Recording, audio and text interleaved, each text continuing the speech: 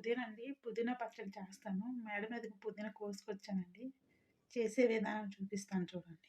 పుదీనా పచ్చడికి పుదీనా అండి, కొత్తిమీర, ఎండుమిర్చి, కరివేపాకు, ఎల్లుల్లిపాయలు, టమాటీలు, పచ్చిమిర్చి, జీలకర్ర, ఇది నూలు పొడి అండి.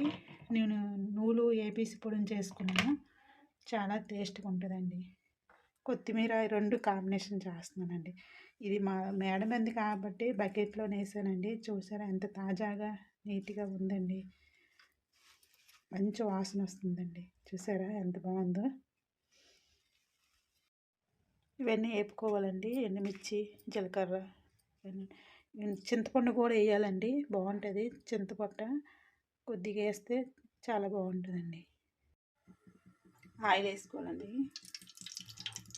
ముందుగా జీలకర్ర, ఎండుమిర్చి, పచ్చిమిర్చి,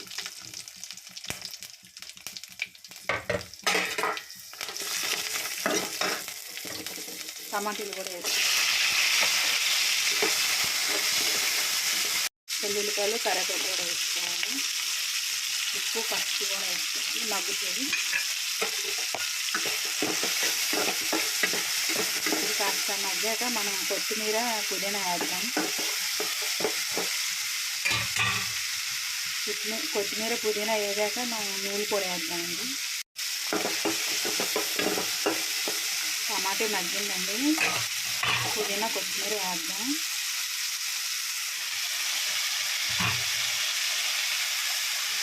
చింతపట్టు కూడా వేద్దామండి.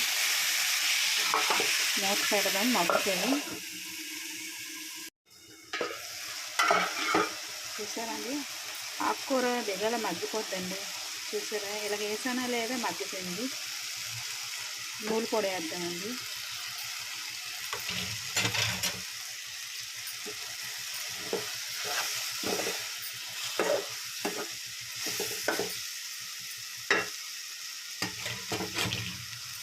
మరొక 5 నిమిషాలు మగ్గాక మిక్సీ పట్టుకుందామండి. వెరీ ఈజీగా అయిపోద్దండి. ఇంట్లో పుదీనా, కొత్తిమీర, టమాటా పచ్చడి, నూనె కూడా వేసింది అయితే చాలా టేస్ట్గా ఉంటుంది. కూడా ఈజీగా చేసుకోవచ్చండి.